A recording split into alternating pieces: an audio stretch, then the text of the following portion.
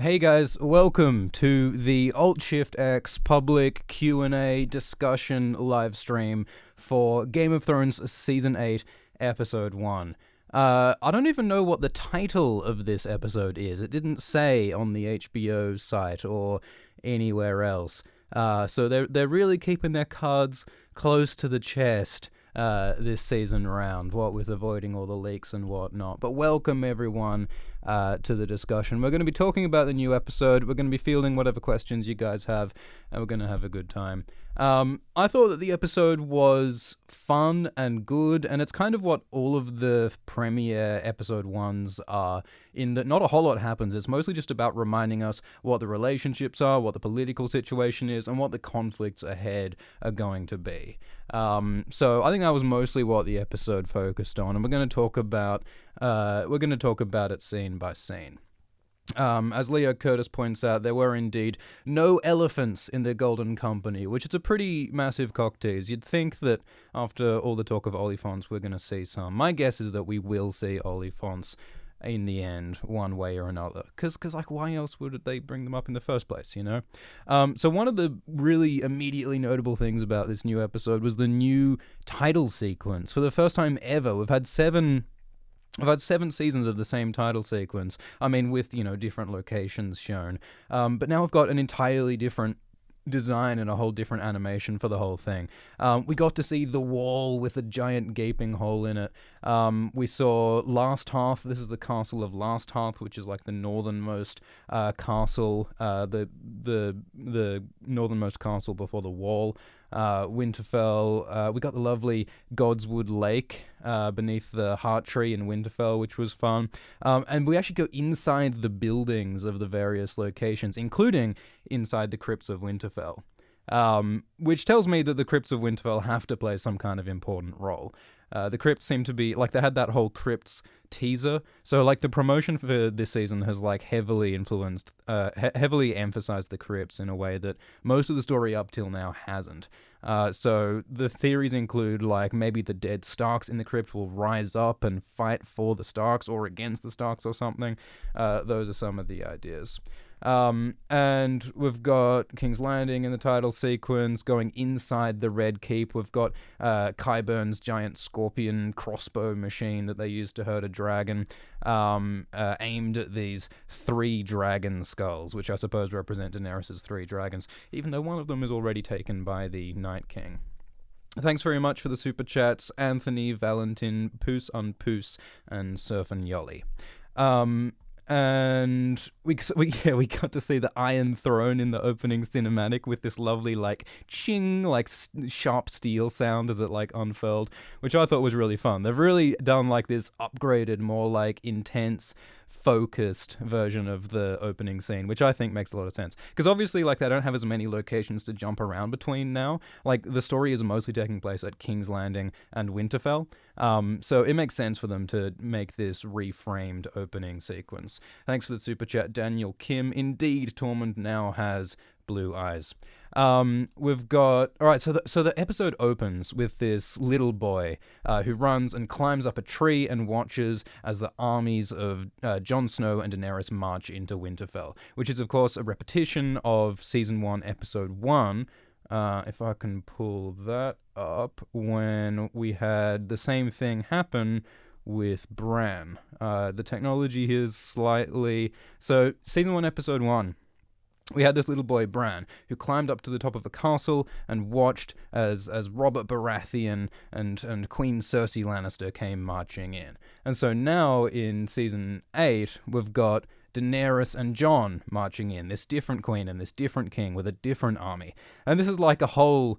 I mean, this is an improvement in it. I'd say that Daenerys and Jon are far superior monarchs to drunken Bobby B and Cersei Lannister. So we've got a repetition, but certainly an improvement. Game of Thrones is very much like a generational story where a younger generation is coming up to replace an older generation, and I think we can have a whole lot more hope for the future with these two in charge than we could with Cersei and Robert Baratheon.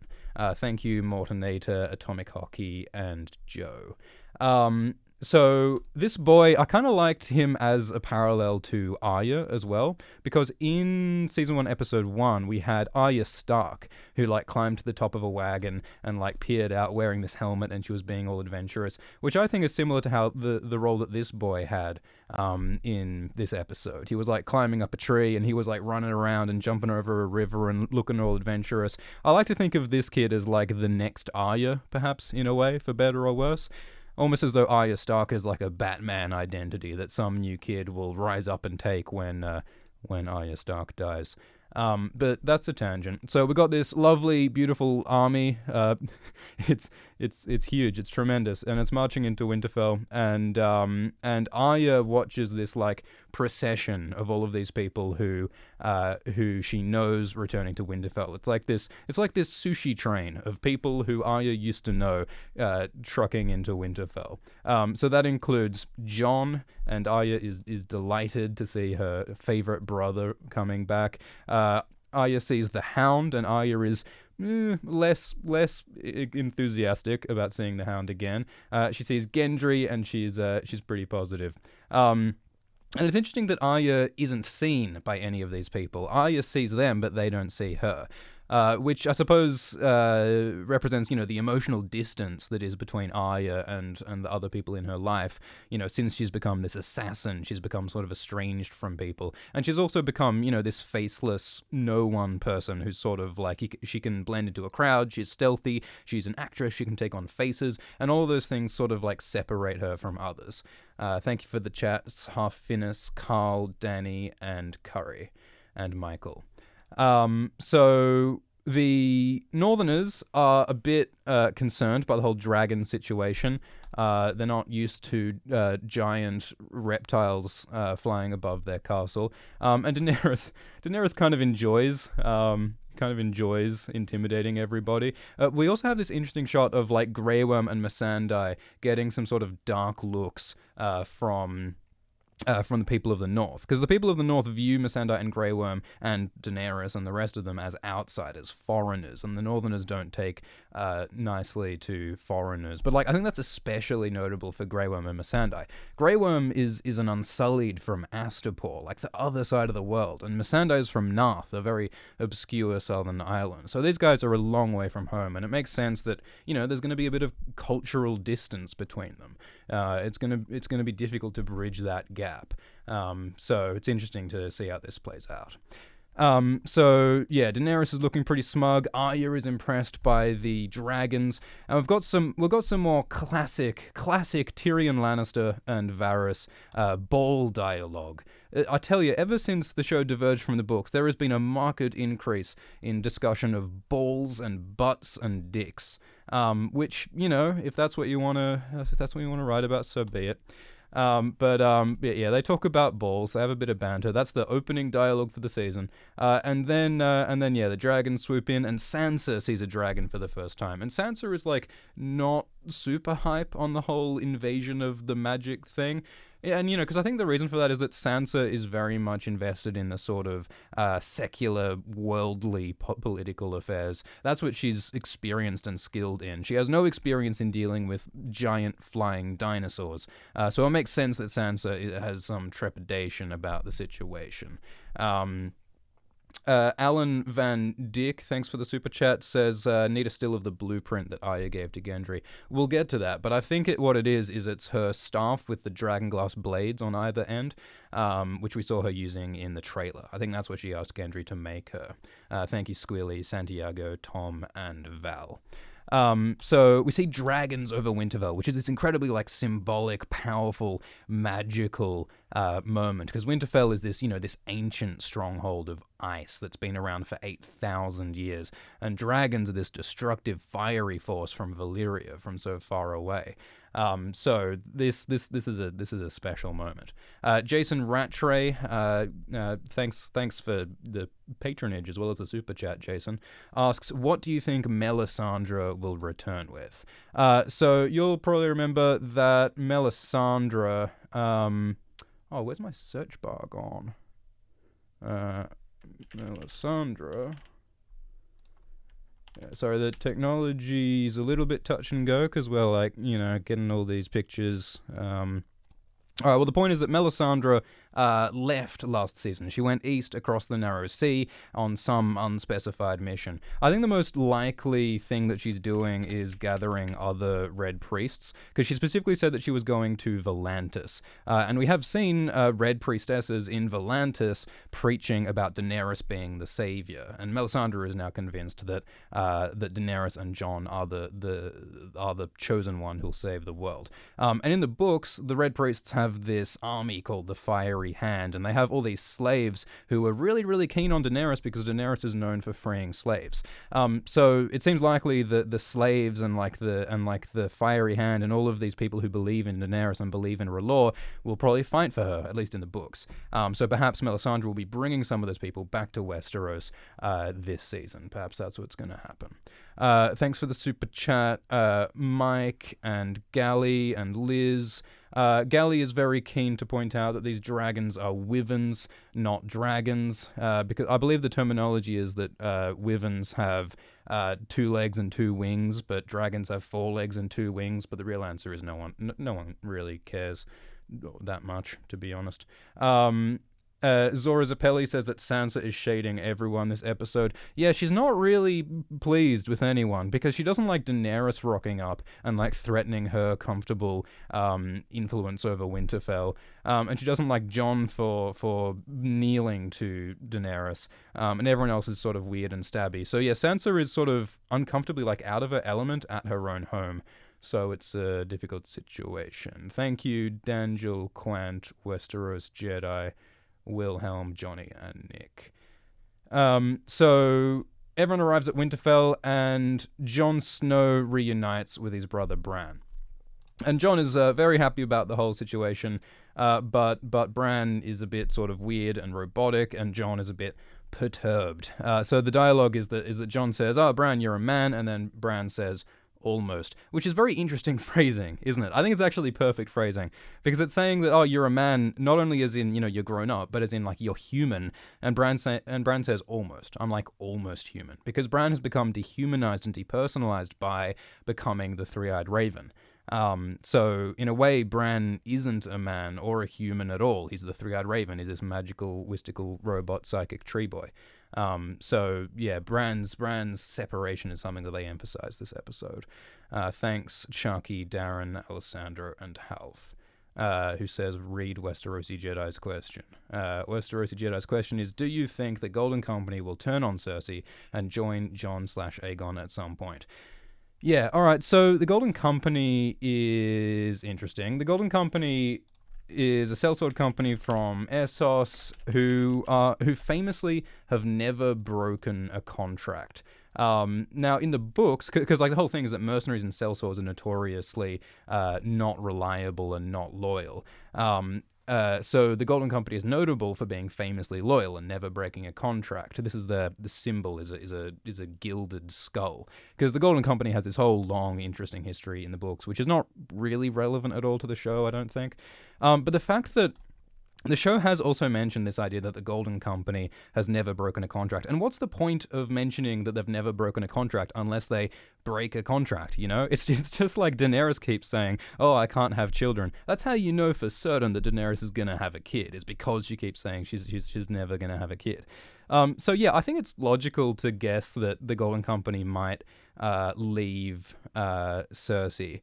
But I don't really know why. I mean, I guess they could realize that they're on the losing side and just switch sides, but where would be the drama in that? Their leader, Harry Strickland, we don't really know anything about him in the show. In the books, he does have a bit of a history, but again, that doesn't seem to be what's going on in the show. So if Harry Strickland betrayed Cersei, would that have dramatic weight to it? Why would he do it? Maybe there has to be some kind of deal with Tyrion and Jaime and some kind of skullduggery in order for it to make sense. So I don't know, it's tricky. Thanks, Neurostace, who says that there's good chemistry between Cersei and Euron. Yeah, well, there's certainly chemistry. There's certainly an exchange of liquids, but we'll get to that. Thanks for the super chats, Sticklick, Pecan, Tyler, Neil, and Mortonota, and Oraman. So back to the episode. So yeah, Bran and Jon have this really interesting reunion, and again, Bran is not being quite human. So Sansa and Jon have a good hug. They've already reunited last season. And we have Daenerys Targaryen and Jorah Mormont arriving at Winterfell. Of course, Jorah Mormont was exiled from Westeros for selling slaves. Ned Stark promised to cut off his head and Jorah ran off. So, like, strictly speaking, by law, Jorah should have his head cut off right now. But I think Jorah's survived execution enough times that people just sort of let it slide at this point. Thanks for the chats, Ash, JL, and Nash. Nash says, amazing to do this right after the show. Yeah, it's fun. It's fun. I'm hoping that HBO won't take us down because they have been overzealous about such things in the past. So if we do suddenly disappear, if the stream goes offline, maybe just check on the AltShiftX Twitter, and if I let you all know that it's because HBO falsely striked us, because this is fair use, maybe you could let HBO know that they've made a mistake in the event that this stream mysteriously goes down. That might be something worth doing. Anyway, AJ Wolf says, will anything happen with my favorite character, Daario Naharis? I think that we won't see Daario again. Daario is, of course, the faithful, faithful? He was the lover of Daenerys Targaryen, and Daenerys left him in Essos. She left Daario in charge of, security and peace in Meereen, which seems like a bad decision, given that Daario, in that same scene, said, fuck Meereen, fuck the people. I don't like the conclusion to the Meereen arc, because I don't think it satisfyingly, actually resolved the conflicts in Meereen. It really just ended with Daenerys burning some slavers and said, don't you do it again, but then she left with her dragons, and, the slavers could just easily take back over as soon as she leaves. I don't really trust Daario to be enough of a politician and a peacemaker to make the Bay of Dragons work. But that's not something that they're likely to get into in Season 8, I don't think. Thank you, Anthony and Oso. Oso Fine says, is it possible that Bloodraven literally took over Bran's body? When Bran says he's not Jon's brother, could he mean it for real? Well, the way that the weirwoods and the old gods work in the books is that the weirwoods, those white trees with the faces carved in them, they form a sort of a psychic hive mind of all of the green seers, all of the people who are connected to that magic. All of their souls go into the weirwood network when they die, and they form the magic, and they form the spirits, and they form nature. And it's implied that there's sort of this background radiation of midichlorians that is just nature and the old gods is all just one. It's the compressed souls of everybody. George Martin wrote a lot of weird sci-fi in the 80s using similar concepts like psychic hive minds and stuff. And I think the implication with Bran is that Bran's personality probably exists somewhere. Like he said that I remember being Bran Stark. I just remember so much else now. So Bran is in there somewhere. Bran's personality still exists. It's just that all of the other memories and minds and souls of all these other people throughout the aeons of the Weirwood's existence also exist in Bran's head. Bloodraven, the three-eyed raven, is in there and is influencing him, as is every Greenseer who ever lived. And, the question is whether Bran as an individual will ever rise back to the surface, or if he'll forever be lost in the sea of other souls. My guess is that he will return. Thank you, Jessica, who says, Dany says to Jon at the waterfall, we could have been here for 1,000 years, Night Queen confirmed. Yeah, so this is sort of skipping ahead a bit, but there is that lovely scene where Daenerys and Jon go out flying their dragons, and then they come to this waterfall, and then Daenerys says that we could stay here 1,000 years. Which, is very provocative, because there are lots of interesting theories about, Jon becoming a White Walker person, or Daenerys becoming a White Walker person, someone having to marry a White Walker, and reigning in the Night Fort forevermore or something to create a peace with the White Walkers. That might sound like nonsense, but there's a lot of stuff in the books that sort of backs up this idea of some kind of peace, some kind of marriage, some kind of pact between White Walkers and humans, and Jon Snow and Daenerys could be a part of that.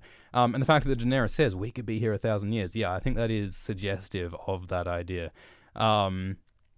I imagine it for Jon especially, because there are lots of lines about Jon saying like, "Oh, you'll never get joy from your service. You'll be fighting your battles forever." Alistair Thorne says before Alistair is hanged, he says, "Jon, you'll be fighting your battles forever." And to me, that says Jon will, be some kind of Night's King figure who remains doing his thing, doing his sacrifice, doing his duty forever. I think that's quite possible. And of course, this whole waterfall scene evokes the cave scene with Jon and Ygritte. There was also a waterfall in there, and that was their love scene, and that was their sort of paradise, their Garden of Eden that they wish they never left. Hayden Hall said, "I noticed the majority of the season 8 trailer was in this first episode." Well, no, a lot of the trailer was in this episode, but a lot of this trailer, a lot of the main season 8 trailer comes from, I think, season 8 episode 3, which is the Battle of Winterfell. Because a lot of those like battle preparation scenes are what we saw in the trailer. Thanks, William. Thanks, Neurostace. Neurostace asks, "Do you have a picture of like every character ready to go?" Yeah, pretty much. We've got a really organized library. Thanks, Spencer, Cavis, Whitney, Daniel, and Eddie. Daniel shouts out Because Geek, good YouTube channel. Eddie Dring says, bring us more Cockabridged. Who knows? Half Finis says, we got Nate, Sky. Sky asks, "Do you think the Gendry storyline will go anywhere?" Yeah, so Gendry is interesting because Gendry is the bastard son of King Robert. So arguably he has a claim on the throne. And, I don't think we need any more people with claims to the throne, what with, Jon and Daenerys and everyone. But he could be like a dark horse outsider candidate to claim the throne. And, he's also flirting with Arya a bit here, so, maybe some kind of relationship is possible there, or maybe it'll stay platonic. And another idea is that Gendry might rule the Stormlands at the end of the series. The Stormlands is the region of House Baratheon, which is Gendry's father's house. So maybe Gendry will end up ruling there, but of course he's not a politician. So maybe Gendry's role will just be to forge weapons and help fight against the White Walkers. And maybe there'll be some drama if he like dies and Arya is sad about it or something. That could happen. Thank you, Bill, Gerard, Hayden, Joseph. Joseph asks, "What's the relationship between the Night King and the Spiral?" I don't know if we're trying to be chronological here or not. But yeah, so we saw this super creepy spiral thing made by the White Walkers. Has anyone seen the movie Annihilation? Because I was getting some big Annihilation vibes here. We actually did an Alt-Shift-X video analyzing the movie Annihilation, because that also had a upsetting corpse wall mural situation that had symbolism on it. But this spiral is something that we've seen before. So the spiral is a symbol of the Children of the Forest. The place where the Children of the Forest created the White Walkers was at a tree with these spiral stones around it. And so the White Walkers recreate that spiral symbol, presumably as a way of as like sort of a religious thing, like saying, hey, this is our creation, this is our God, this is our Genesis. That seems like a pretty good reason to make a symbol to my mind. Because, yeah, we saw these spiral symbols on the ancient cave etchings of the Children of the Forest. So I don't know if there is anything like ultra specific about this use of the spiral. Just like before, I think they're just harkening back to, hey, I think one of the aspects of the White Walkers is saying like, hey, we didn't ask to be ice demons. Like, we were created this way, and we're mad about it, I sort of get the sense that the Night King wants to punish humanity and the Children of the Forest for creating him as what he is. It's like a Frankenstein story. Like Frankenstein's monster? Like, what's that fucking line? Like, did I ask from clay to be... Yeah, I can't quote that shit off the top of my head. But there are these great lines about, like... what's the line? Did I solicit thee from clay to promote me? What is it? Did I request thee, maker, from my clay to mold me man? Did I solicit thee from darkness to promote me? Like, I get super Night King vibes from that Frankenstein quote. Because it's like, the Night King didn't ask to become a Night King person. Like, we saw his creation. The Night King was very unhappy about having dragon glass plunged into his chest. And so I think it's understandable that he's a bit angry about what he's being what he's been made into. And so maybe part of his motivation is fury at his makers. Thank you to Brinks and Bamit Sam and Sarah and Paul and Estevan. We'll get to Bron. Thank you, Neuro Stace. Thank you, Carden. Thank you, Alex Garcia. Thank you, Tolani. Thank you, Josh. I'm just looking through. We're not going to answer every single super chat, but we're going to just try and answer like the most relevant ones. Luke. Oh, Luke has an interesting idea. Maybe that waterfall is connected to some cave that goes to the crypts or something. There is a lot of talk about, like, is there some kind of secret passage into or out of Winterfell? And it's presumed that there is because of the story of Bael the Bard, who was someone who stayed hidden inside the crypts of Winterfell for a long time with his gal and survived somehow. So there must have been a passage to get like food or something is the idea. Dre asks, do you think the Children of the Forest are good or bad? I don't think anyone in Game of Thrones is really good or bad, or at least there aren't many people who are one or the other. I think the Children of the Forest certainly done goofed when they took the White Walkers, when they created the White Walkers. Thank you, Jerkwad and Lewis and Sean. Sean says, do you think Qyburn will turn on Cersei? I think Qyburn is one of the only people who is like almost guaranteed not to turn on Cersei.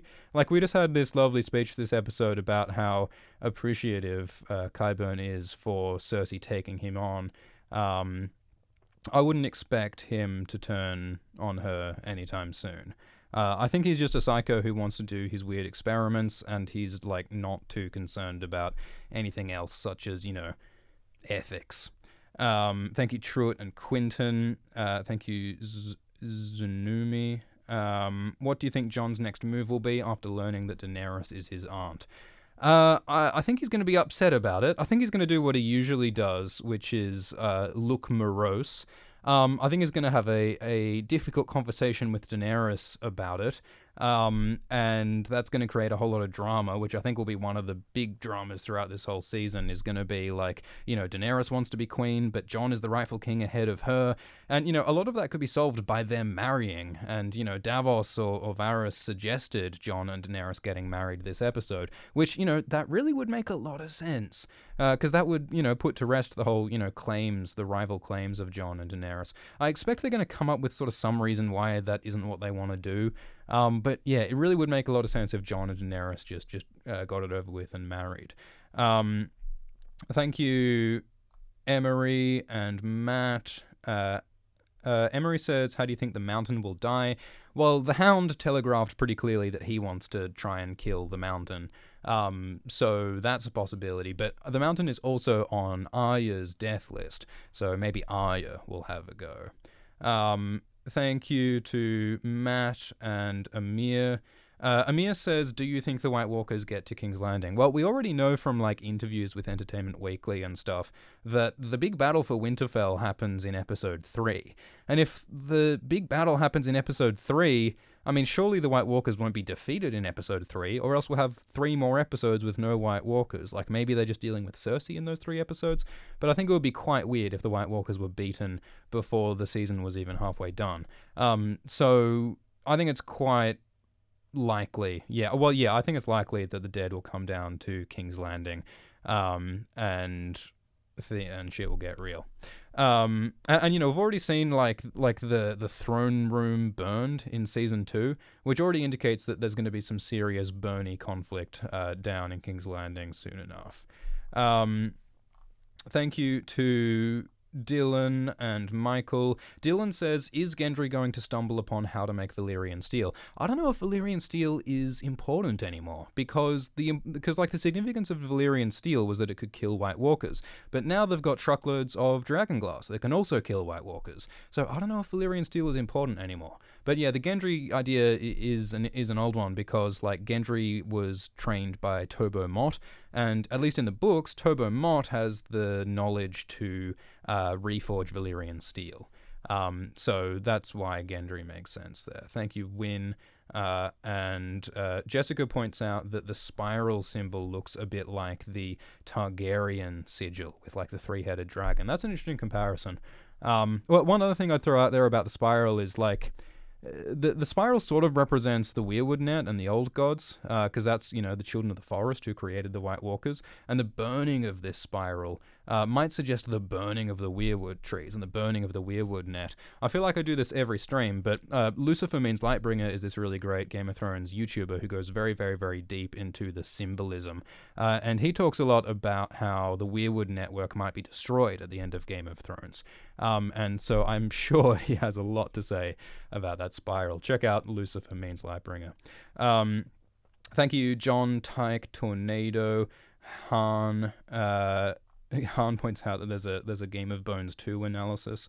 We did an April Fool's video on that once. Thank you, Leon Dre.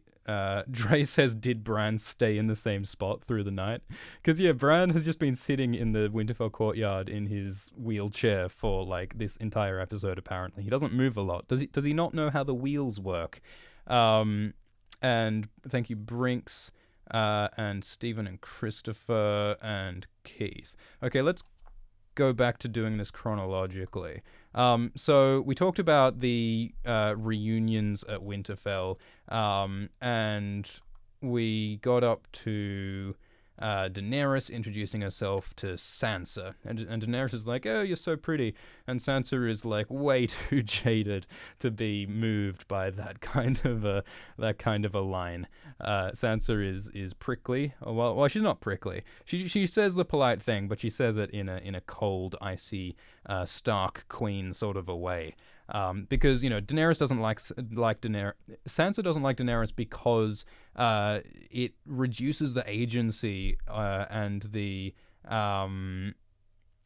what's the word? It reduces the independence of the North. Like, Jon has sworn the North to Daenerys. Jon is no longer the independent king of the North, and so the Starks have less power now. The Starks have less flexibility, and if Daenerys decides to be crazy and shit later, that's a big problem for Winterfell, because Jon has sworn himself to her. So Sansa is just not happy about Daenerys being introduced as a rival political player, and of course Sansa also has personal political ambition, and Daenerys is a threat to that. And then Bran shows some emotion for the first time in the episode. He's totally stone-faced when he's seeing Jon again for the first time in 7 seasons. But then he's like, "Oh, we haven't got time for this. We've got to fight the White Walkers." Daenerys finds out that her dragon Viserion has been taken by the White Walkers, which she didn't know before. She thought that her kid was dead because she thinks of her dragons as her children. She thought that her child was dead, and that's bad enough. But then she finds out that her child has been turned into a zombie war machine, weapon of mass destruction, controlled by the embodiment of evil and death, which is even worse news. So Daenerys is perturbed, and Bran's warning everyone about the apocalypse that is coming.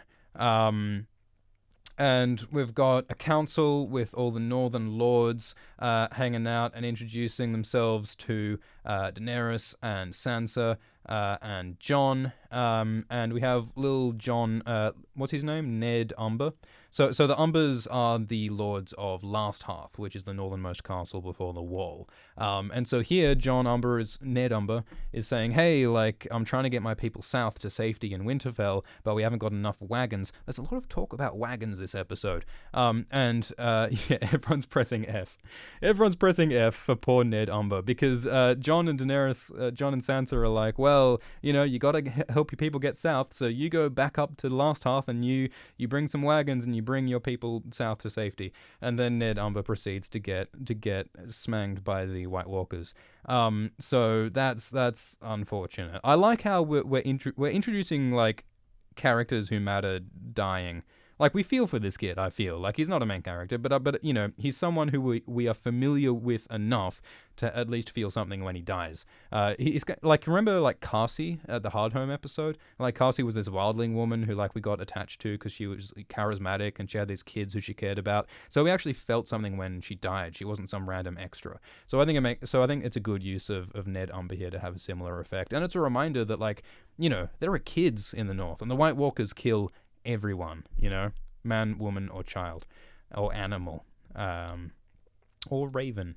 Okay, so Ned. And this is great. So Ned is like, oh, he's not sure which titles to refer to the different people. Like, he tries to refer to Jon as king, and he tries to refer to Sansa but then Daenerys is the queen, and the problem is, like, who's in charge here is what Ned Umber is trying to work out. Because it's legitimately confusing with Jon, Daenerys, and Sansa all lined up, because these people are all sort of jostling for power in different ways. And so this is a beautiful illustration of, like, the awkwardness of the political situation. No one's really sure who's in charge between Daenerys, Jon, and Sansa. And so Jon asks for everyone to come south and forget about the wall. Everyone's got to come together and rally at the wall.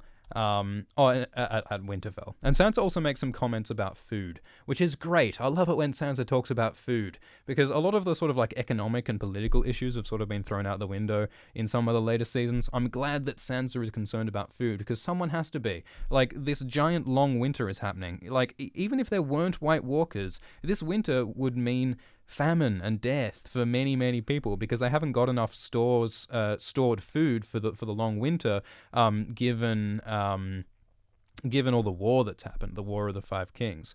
So I'm glad Sansa's thinking logistics, even if no one else is.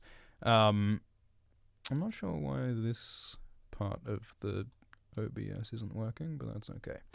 All right, so Lyanna Mormont expresses her anger that Jon Snow has knelt to Daenerys, because she and the other Northern Lords made Jon their king, and now Jon has given up his kingship, essentially, by kneeling to Daenerys.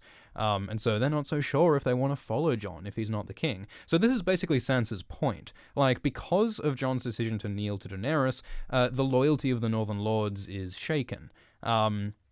Which is a legitimate point. I mean, Jon's argument is that, well, all that really matters is that we need everyone we can get to help fight against the White Walkers. We need as many people on side as we can. I'm going to kneel to whoever I have to in order to get enough people to survive. And that's also a pretty good argument. And I think it just speaks to the different perspectives of Jon and Sansa. Like, Jon has been fighting the White Walkers on the Night's Watch, these absolutely, like, grim fight-or-die situations since season 2. So it makes sense that he's willing to just do what he has to do to survive, because that's what he's been doing all his arc. Whereas Sansa has been consistently, like, in the politics of King's Landing, where those relationships and those alliances are everything. You've got to be really careful about who you ally with and who you make deals with in order to survive. And so that's why she's so concerned about Daenerys. So, like, I think it makes sense, the conflict between Jon and Sansa. But it'd be nice if they could understand each other a bit better. Also Fine says, why do so many people think that in the Middle Ages / Westeros they knew that drinking wine was bad when pregnant? Because, people in the Middle Ages might not have actually known. So a lot of people are saying that, like, Cersei is drinking wine, and that means that she's not really pregnant, because she should know that drinking wine is bad for an unborn child, therefore she wouldn't be drinking if she was really pregnant. I don't really buy the argument that the wine is irrelevant because people in the Middle Ages didn't know wine hurt unborn children. Because we, as viewers, know that drinking wine hurts unborn children. And this medium of television is directed at us, not at people from the Middle Ages. So I think it can make sense as, like, a form of communication to us as viewers, for the wine to be used as an indication of whether the pregnancy is real, Like, Cersei, regardless of what Cersei knows, like, what we know is relevant to what the medium of television is trying to communicate, But I don't know. It's not a big deal either way. I think Cersei is pregnant, and I think that the wine is in this case is not significant. I think that's what I'm trying to say. Jack says, do you think Jon will use his claim to the Iron Throne to prove that he is King of the North and pull together the non-supporters? Yeah, well, the claim to the Iron Throne is sort of a whole other thing. Like, I don't know if these Northerners like Lyanna Mormont want Jon to claim the Iron Throne. They care about the North. Like, that's the language they're consistently using. They want to protect the people of the North. So I don't know if they would support Jon any more or less if he wanted the Iron Throne. In fact, I think they'd support him less if he wanted the throne. So yeah, I don't know. I don't think Jon wants the Iron Throne, and I don't think many people want him to take the Iron. Well, maybe later on, but we'll get to that. Thank you, Bochero and Redoxa. Redoxka asks, "What was the object Arya asked Gendry to make?" I think it's the staff with the two pieces of dragon glass at either end that we saw her fighting with in the trailer. Halos Oyster asks, "Are you going to address my question later?" I'm not going to be able to see every single super chat, but Halos, if you chuck it on the Patreon, I'll see it there. Shaq DC1, thank you, Christopher Barber. Oh yeah, Christopher points out that Cersei declined drinking wine in season 7. Yeah, that's a good point. So I think that Daenerys was trying to demonstrate her pregnancy to Tyrion in season 7 by not drinking. Yeah, so maybe the fact that she's drinking now is an indication that the pregnancy is fake. Yeah, you might be right. They're being deliberately ambiguous about it.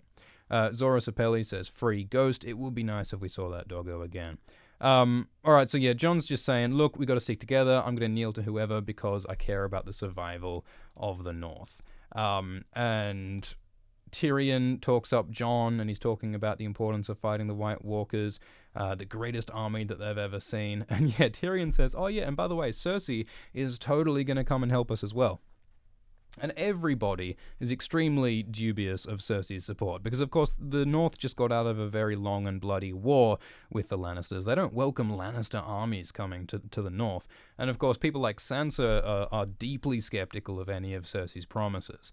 The only reason Tyrion seems to believe that Cersei will help them is because Tyrion thinks that Cersei is pregnant and she has something to fight for and she's being rational for once, but she's not.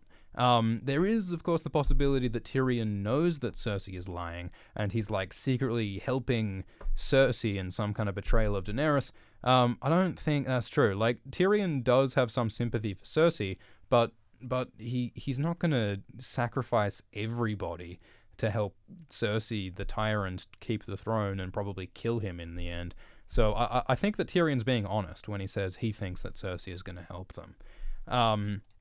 So yeah, Tyrion's... Yeah, and then my girl Sansa is asking how we're going to feed all these people, because that is a huge problem. We've got all these Dothraki and Unsullied, all these armies, all these Northerners, all these refugees, like the people of the North, hundreds of thousands of people all flocking to Winterfell. There's no way they can feed all those people. Of course, conveniently, a lot of these people are going to be killed by White Walkers. There's this sort of tradition in the North of... when winter comes, a lot of the older men especially will go out, quote-unquote, hunting with the full knowledge that they're going to go out and die there so that there isn't another hungry mouth to take food away from their family. So I think there's going to be a lot of death in the North, which is just sort of part of how the North works. There's an expectation that people die in winter because that's just how it is. It's tough up there. Still Hammered says, thanks for the great content. Also, do you think the reveals were too rushed because of the 6-episode season? I appreciate answers, but didn't feel the emotional impact from previous seasons. I didn't find this episode rushed. I think the first episodes in the seasons are usually like quite slow. Because, you know, this was a 6th of the season that we just saw. Guys, there's only 6 episodes this season.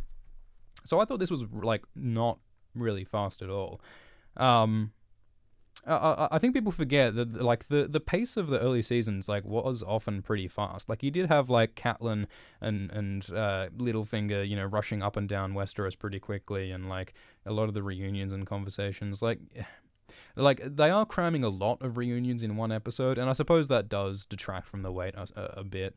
But I didn't feel that this episode was rushed myself. Tyrion is going to raise Cersei's kid at the end, says Dapper Dave. That would be interesting. Although I don't know if Cersei's going to live long enough to give birth to that child. Alright,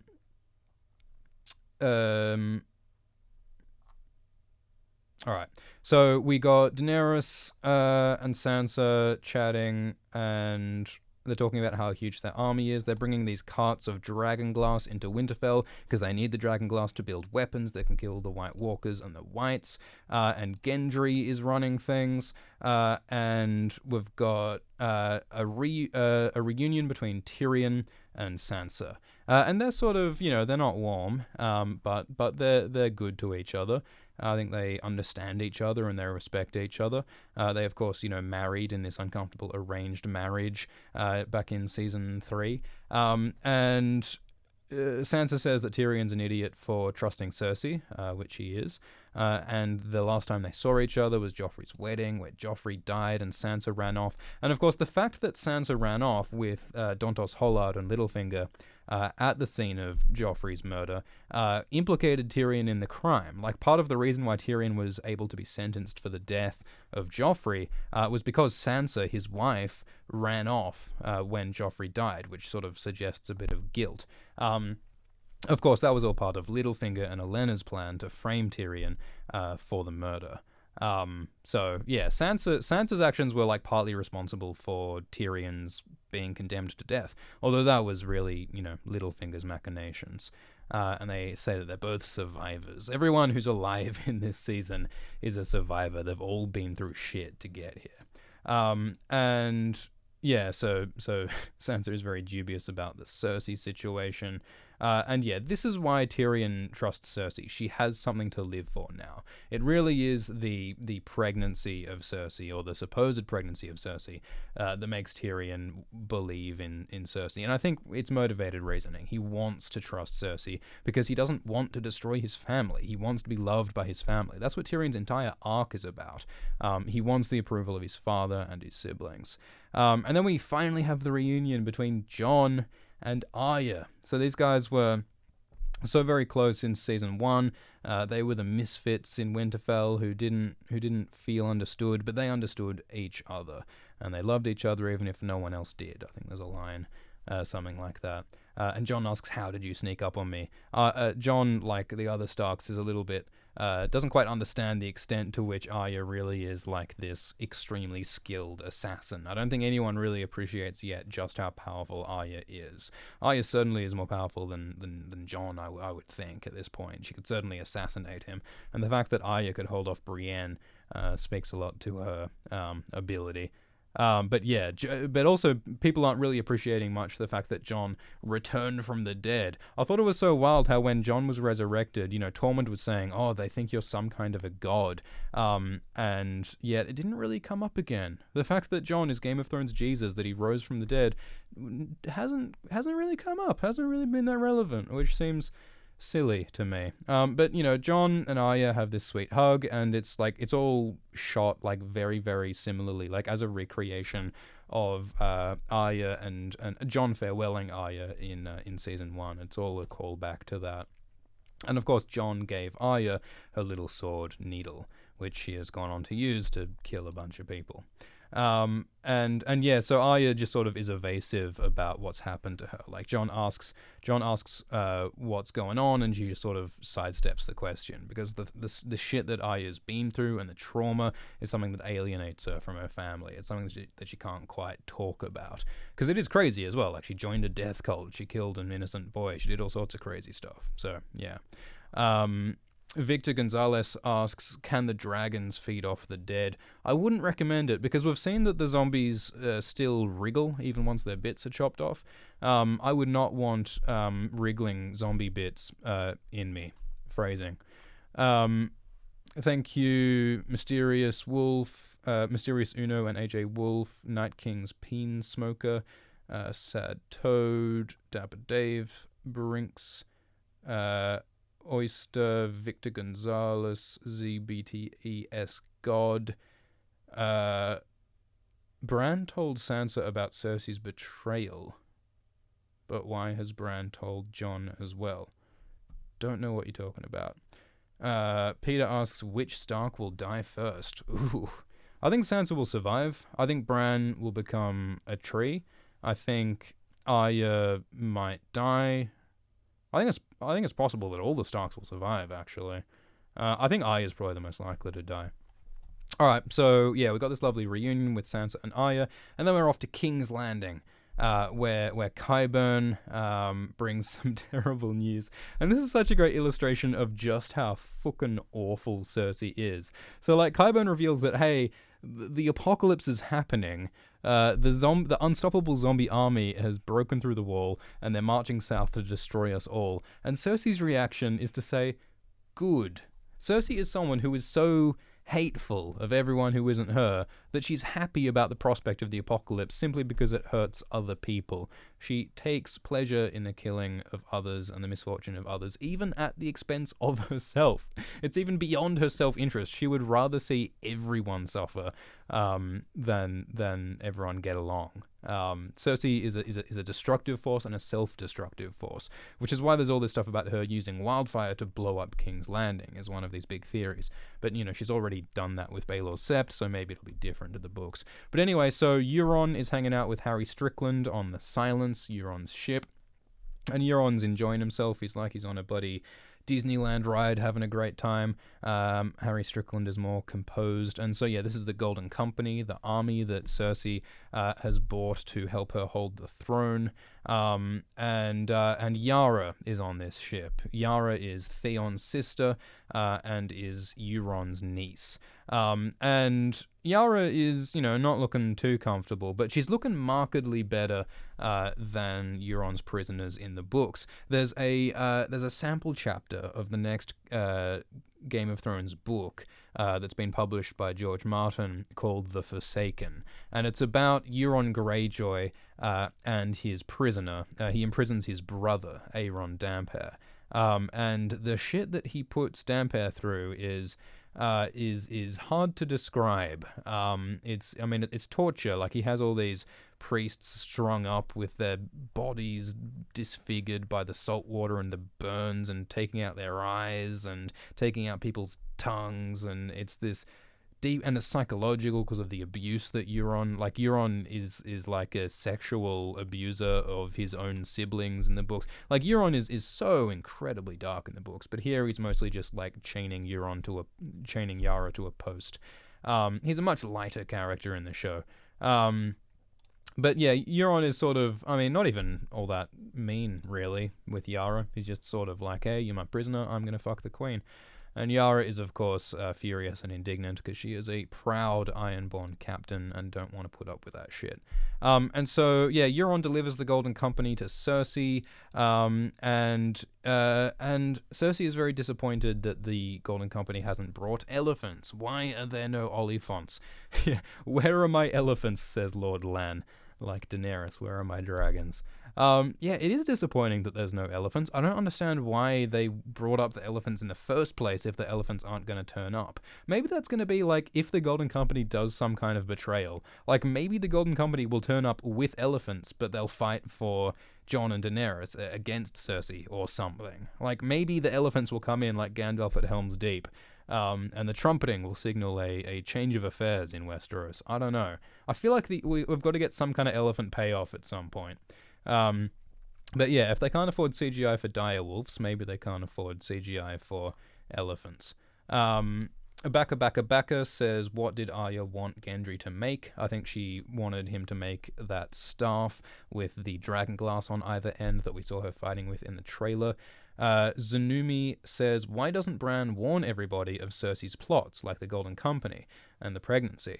Yeah, so Bran seems to be, like, not fully in control of his powers, I suppose. Like we saw in Season 6, like, Bran was flooded with all of this psychic knowledge, and he wasn't able to handle it. Like, the actor described it as, like, the entire internet being downloaded to his brain all at once. He's not really able to handle everything, and he seems more relaxed now, but I guess he's just not able to process all the information. He doesn't just, he's not omniscient. He doesn't know everything, at least not yet.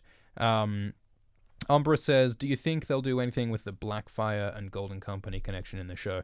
So yeah, in the books, the Golden Company is they're loyal to the Blackfires, who are this, like, bastard offshoot of the Targaryens, and they fought in all of these Blackfire rebellions throughout history. And there's this whole interesting plot in the books about this kid called Young Griff, who the Golden Company is supporting, except Griff he's claimed to be a Targaryen, but he might actually be a Blackfire, which is really interesting and cool, but I really don't think they're going to get into that in the show. I think what you could do, like, maybe they'll sort of bastardize that and make it that instead the Golden Company is really loyal to Targaryens, maybe. So maybe at the last moment the Golden Company will support Daenerys instead of Cersei. But again, like, I don't see where the drama of that would come from, given that like we don't know Harry Strickland, we don't know the Golden Company, so would we feel something if they betrayed Cersei? I don't know. Again, maybe like Tyrion's machinations will come into it or something. Thank you, Sarah. Thank you, Tashi. Tashi says, it seems like the show is headed towards an inevitable good versus evil final conclusion. Why? It didn't seem like this was the original intent. I think we've got to wait till it happens. Like, I think it would be disappointing if it ends with, like, all the good guys fight against all the White Walkers, and Jon Snow has a sword fight with the Night King, and the Night King gets destroyed, and everyone's like, yay, and some people died, but otherwise people are happy, and there's a good queen or a good king on the Iron Throne. Yeah, I think that would be disappointing. I mean, George Martin has said that the story will be bittersweet. Like, he has said that, he has pretty much explicitly said that the White Walkers won't win. The humans will prevail, the good guys will win, but there'll just be tragedy and loss to it. I'm hoping that there's going to be some kind of revelation about the White Walkers had good reasons for what they were doing, or at least understandable reasons, or at least the cost of the victory is too much, and Jon becomes a White Walker Night's King person, and Daenerys sacrifices herself or something. I think that's what's going to happen, and that is going to be like sufficiently bitter to not feel like the ending of some lame fantasy. Thank you, Random Gaming, who says, bro, Cersei gets her cheeks slapped by a pirate, and as soon as she's done, the first thing she says is, damn, I really wanted those elephants. That seems fair enough to me. Cersei brings Wildfire to fight the Whites, Danielle says. Yeah, Wildfire might play another role. Wildfire is the green explodey stuff that Tyrion used to blow up Stannis' fleet on the Blackwater. And yeah, I expect Wildfire will play a role in the series, probably to burn King's Landing. I don't think King's Landing is getting through this series intact, given that we saw King's Landing, or at least the throne room, burned in Season 2. Gerard says, could Jon be deified if he dies while saving Westeros? I feel like Jon has already died saving Westeros, at least once. But certainly, yeah, some kind of noble sacrifice where he, is remembered as a hero for what he does, or is not remembered as a hero for what he does. That could be sort of the bittersweet aspect. It's like what Varys says to Tyrion at the end of the Blackwater. No one will ever acknowledge you. No one will ever remember your sacrifice. But there are a few people who will know and will remember. I think something like that could happen to Jon. Like, Qhorin Halfhand said that to Jon in Season 2. He's like, you will fight and die for the realm. No one will ever acknowledge you because you're just a bastard in the Night's Watch. It's not your job to be Celebrated. It's your job to die for the realm. And I think that would be an appropriate ending for Jon. Maybe he won't be remembered. Prace asks, is anyone going to get Bran out of his diaper now that Hodor is gone? Yeah, who's looking after Bran? Like, however psychic he is, he still needs someone to wipe his butt, I expect, given the whole paralysis situation. Daniel Alacon says, looking forward to your in-depth episode 1 video. So yeah, of course we're doing episode explained videos every week. We're doing a breakdown video analyzing the episode. So this Q&A session is just sort of like a prelude to that. This is just immediate reactions. I want to hear your thoughts on what you guys want us to cover in the episode, in the video, so that'll be coming up as soon as it's done. Thank you, Whitney and Val and Demetrios and AJ. AJ says, is Quaithe going to show up? No, I don't think Quaithe is going to show up, because most people don't remember Quaithe from Season 2. And also she doesn't really have the role that she has in the books, so yeah, I don't think she's relevant. Thanks, Combat Wombat and Val and Sixth and Assaultify and Michael. Yeah, so Michael asks, will Jon continue his incestuous relationship? Well, we don't really know Jon's feelings on incest. I'll note that in the 1992 draft of A Song of Ice and Fire, the outline, apparently the original plan was for Jon to have an incestuous desire for Arya.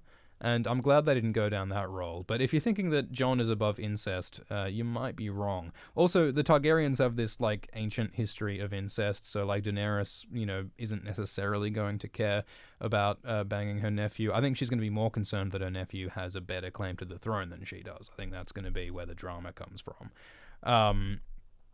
Neurostace says, do you think Bronn will go after Jaime? Yeah, so that was a curious scene. Let me pull that up. So we had Qyburn approach Bronn and say, "Yo, Bronn, Cersei will give you a lot of money if you go and kill Tyrion and Jaime." So, it sort of makes sense from Cersei's perspective. She wants Tyrion dead. It's interesting that Cersei now apparently, has committed to wanting Jaime dead. That's a pretty big deal for Cersei to order the death of her lifelong lover, the one person who she's been intimate with for all her life, really. Meaningfully intimate. It's huge that she is ordering the death of Jaime. Tyrion is not so surprising. The question is whether Bronn will do it. I mean, Bronn is not enough of a major character for his decision about who to kill feeling quite that impactful. I don't believe that Bronn will kill Tyrion or Jaime. Maybe he'll try, but I don't think he'll go. I don't think he'll accomplish it because Jaime will surely have a much more meaningful death with Cersei or with Brienne, and Tyrion. All sorts of things could happen to Tyrion. Maybe Bronn could kill Tyrion. But I just don't think that I don't think Bronn will go through with it. But I don't know. It's interesting. It's weird that they put such a major decision and such a major point of drama on a tertiary character like Bronn. But it's interesting, and of course the poetry of the crossbow is that's the crossbow that Tyrion used to kill Tywin. So Cersei has a sense of poetic justice, and she wants Tyrion killed with the same crossbow that Tyrion used to kill Tywin, because Cersei is very salty about the death of her dad. Thank you, Dapper Dave, and Jake William, and Dagmay, Heather, John, Mr. T. Mr. T. Lexify asks about that spiral again. And yeah, I don't think that spiral is directly related to the Targaryen symbol. I think that spiral is a callback to the symbols of the Children of the Forest who created the White Walkers. And the White Walkers have repeatedly imitated that. Alright, so back to going chronologically. So Jon and Arya reunited. And yes, Cersei didn't care that the apocalypse has come because she's happy to see her enemies destroyed by the dead. And Yara is tormented by Euron, and then Euron presents the Golden Company to Cersei, and then Cersei takes Euron as her lover. Cersei has been unfaithful to Jaime before. She had sex with Lancel back in the day. Although I'll note that when Sansa hooked up with Lancel, she was kind of, at least in the books, doing it specifically because he's a Lannister and he's blonde and he looks a bit like Jaime. Lancel is this fellow, of course, who later becomes this fellow. Quite a transformation with young Lancel Lannister. But Lancel, I think Cersei felt was always a surrogate Jaime. She was sort of fucking Lancel pretending that he was Jaime. She was being unfaithful, but sort of as an expression of her desire for Jaime. Whereas Euron is not much like Jaime. Or maybe Euron is like what Jaime used to be. Maybe that's the angle. Jaime used to be this, arrogant, aggressive douche prince. And that's sort of how Euron is acting. Like Jaime was sort of this, handsome, over-the-top, ridiculous, I'll threaten anyone, I'll do whatever, sexually aggressive.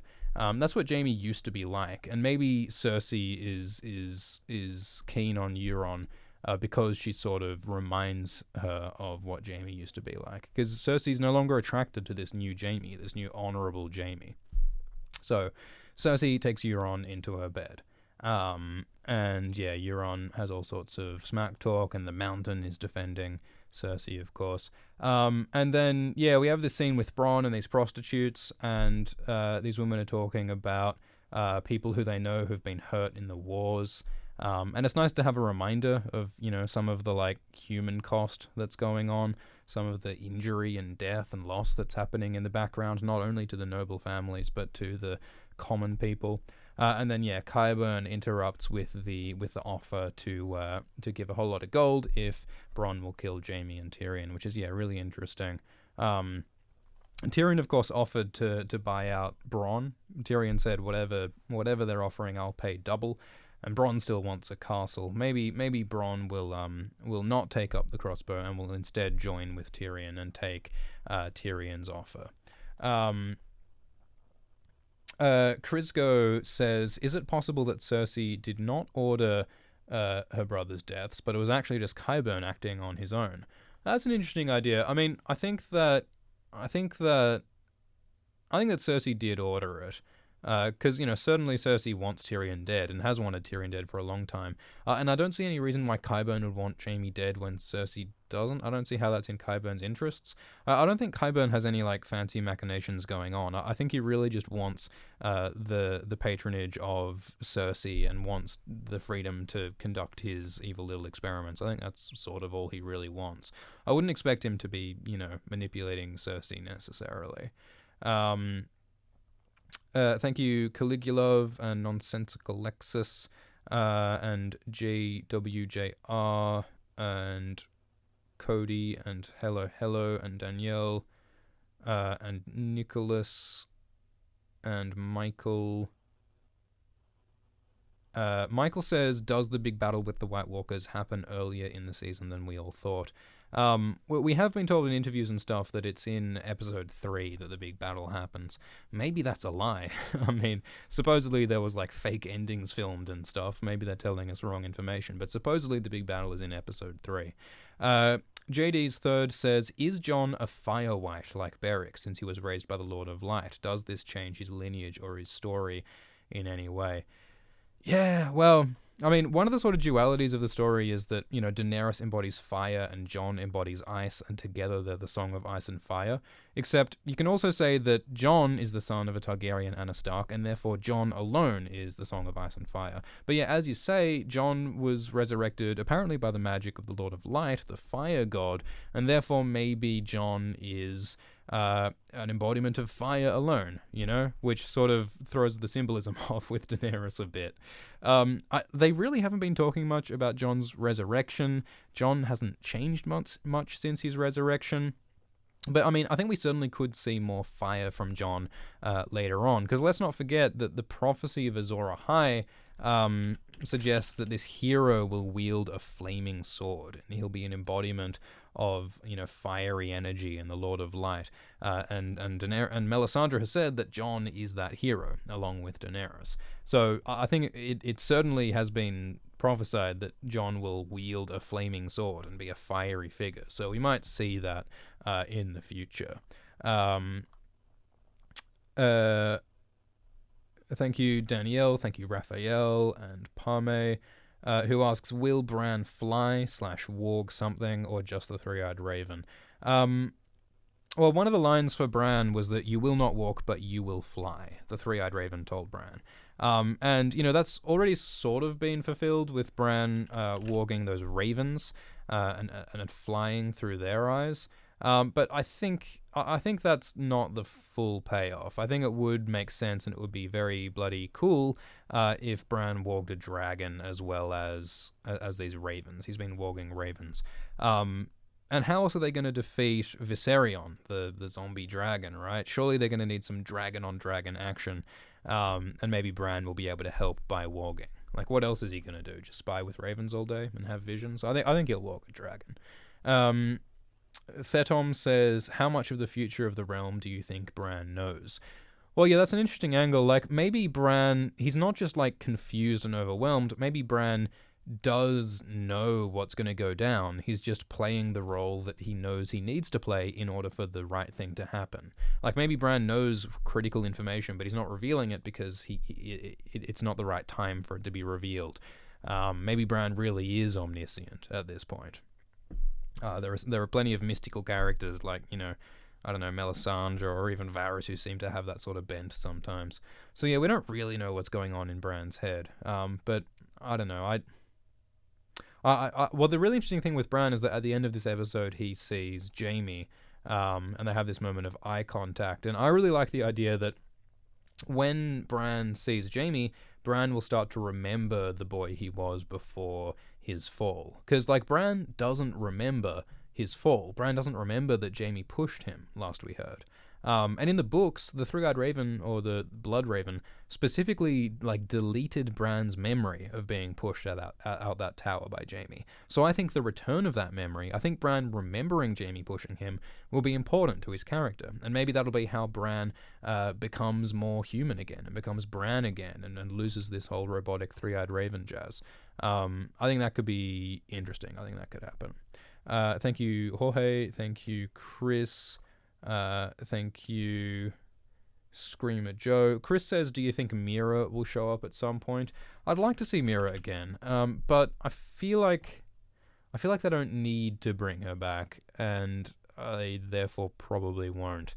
One of the interesting things with Mira is that her father is Howland Reed, who was at the Tower of Joy and who presumably knows Jon's parentage. So theoretically, like, Howland could fulfill a role in the story, but I'm not sure what role Mira would play. Like, maybe Mira could play a role in, like, the rehumanization of Bran, like reminding Bran of his humanity and who he was, and maybe Bran could finally express some real gratitude to Mira for everything she sacrificed to protect Bran and to wipe his ass all that time. That would be cool. But, like, I feel like if that was going to happen, Mira wouldn't have gone home to the Neck already, you know? I don't know if they're going to bring Mira back just for that. I don't know. If they wanted to get really fucked up, they could have a wight of Mira come back. Like, maybe if the dead do reach the Neck, maybe an undead Mira will confront Bran, and Bran will just lose his mind because he finally feels the emotion and the guilt that he should have felt in the first place. So, yeah, I mean, maybe, but, like, I don't expect to see Mira again. Screamer Joe says, who do you think will hold the throne? We did a whole video on who will win the throne, and I think what makes the most sense is for there to be no throne. I think the throne has to be destroyed. Like, we saw the throne room burned in that Season 2 vision, and I think, you know, part of the message of Game of Thrones is that all of this violence and conflict and war for the throne is just destructive and terrible anyway. Like, it's not, none of it is good. The whole point is to, like, problematize and question the whole idea of the Iron Throne. So I think, therefore, it makes sense for it to be destroyed, and some kind of new government system to be instituted. Maybe not anything so on the nose as democracy, but just maybe something different, maybe just independent kingdoms again. Some kind of change, I think, is needed. Michael Song says, what are your thoughts on Littlefinger still being alive? I don't think Littlefinger is still alive. I think they gave him an appropriate send-off in Season 7. Tolani says, Jon was super cute on his first dragon ride, very relatable. Yeah, well, haven't we all felt like that on your first dragon ride, when, you know, the spines are hard to grab onto and you don't know how to indicate with the blinkers, and parallel parking with a dragon is a real pain in the ass, or should I say the tail. Yeah, no, it was pretty adorable when Jon went on his dragon ride, and I don't think this surprised anyone. I think every man and his dog predicted Jon going on a dragon ride, in both senses of the word. So that was cool, and I liked how, like, the effects, like the visual and the sound effects in this scene really gave us a sense of, like, the size of the dragons and the power of the dragons, and, like, the whooshing of the air and the weight and the falling and, like, the roller coaster up and down. I thought that was quite visceral and quite fun. And yeah, it was a bit Disney How to Train Your Dragon, but I think it makes sense. You know, Jon's got Targaryen blood. Of course, you know, it's interesting that Daenerys was just like, oh, you know, lol, just ride the dragon, it'll be fine, even though Daenerys doesn't know that Jon has Targaryen blood. I guess Daenerys doesn't know how this all works, because in the books, at least, only people of certain blood are able to ride dragons. Like people of Targaryen, Valyrian blood. Usually when non-Valyrian people try to ride dragons, they just get themselves eaten. So the fact that Jon can ride a dragon should be an indication that he's a Targaryen, but I guess Daenerys doesn't know that. Zachary says, Bran Stark waiting to tell Jaime he is Azor Ahai, and then Jaime is going to have to kill Tyrion to ignite the sword. Yeah, so there is a line of thinking that Jaime, not Jon or Daenerys, is Azor Ahai, the prophesied hero. In the books, at least, there's a lot more, like, hints and evidence to support Jon and Daenerys. But, I mean, certainly multiple characters could play that sort of role. And certainly, if Jaime kills Cersei, that could definitely fit the mythology of Nissa and Azor Ahai. Because there is that whole story of the hero Azor Ahai plunging a sword into the breast of his wife, which is also an analogy for sex. But the hero slaying the one he loves in order to sacrifice her and save the world. That's like this sort of recurring idea, and that could certainly be embodied by Jaime killing Cersei, perhaps with the fires of a burning King's Landing behind them. That's an old theory that I think makes a lot of sense.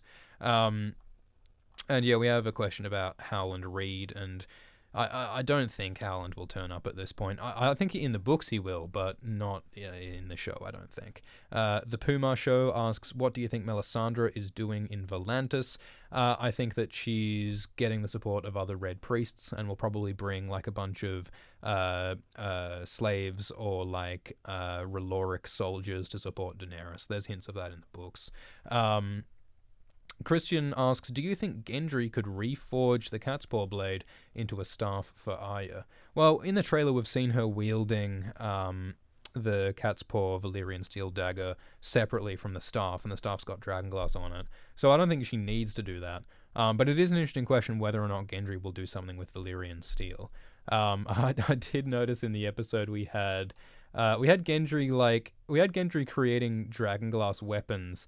And the way he was doing it was like, apparently he melted down the dragonglass into molds and then like took the solid dragonglass out of these like these molds, these shapes that they were like poured into.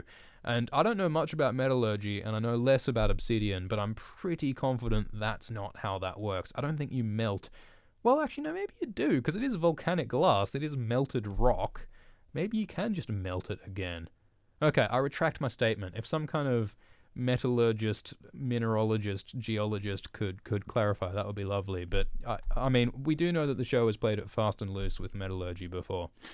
Anyway, so we got some dragon shenanigans. It's mentioned that the dragons don't like it in the north. It's too cold for them.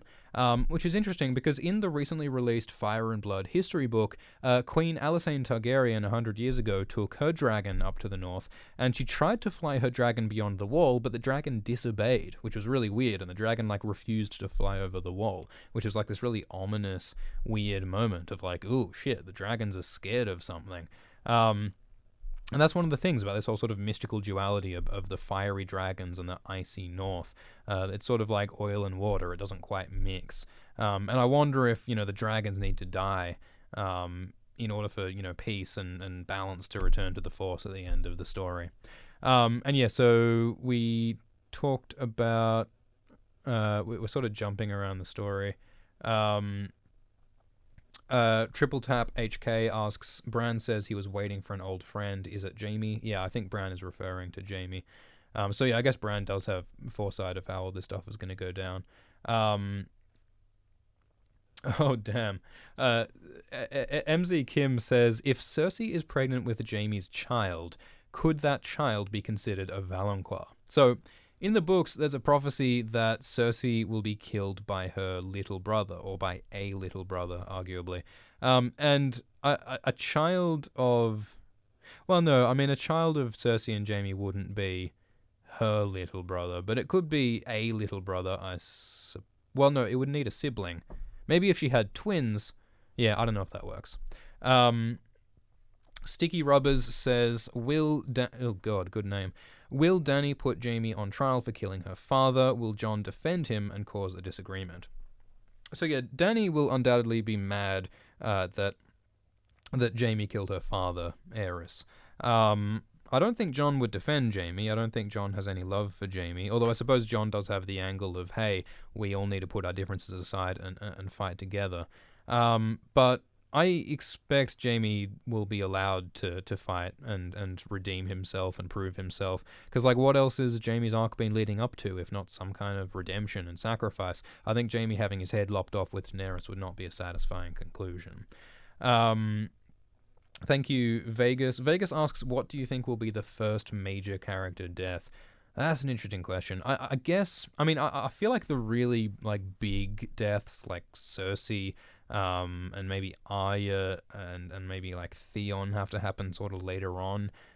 You could maybe have someone like Jorah die early, or maybe someone like Grey Worm die early. maybe Bronn will get killed if he tries to go through with his whole crossbow plan.